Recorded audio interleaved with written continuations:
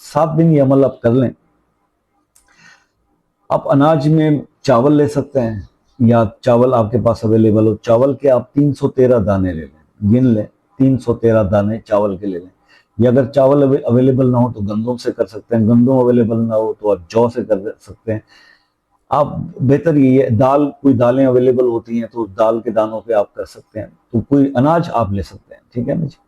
तो आप अनाज ले लें, तो उसके 313 दाने ले लें आप, ठीक है। चावल के ले लें, बड़ा आसानी से होता है, घर में हो जाता है। गंदम के ले लें, आपने 313 दाने अलग कर लेने हैं, और इसके ऊपर आपने बावजू होकर इन 313 दानों के ऊपर आपने अल्लाह समद पढ़ना है। हर एक दाना उठाना है, अल्लाह समद पढ़ना है, दम करना है, एक तरफ रखना है। इसे आपने 313 दानों के ऊपर अल्लाह समद दम करना है, पढ़ के दम करना है। और उसके बाद वो दाने या वो चावल के दाने आपने अपने घर की ही किसी क्यारी के अंदर फेंक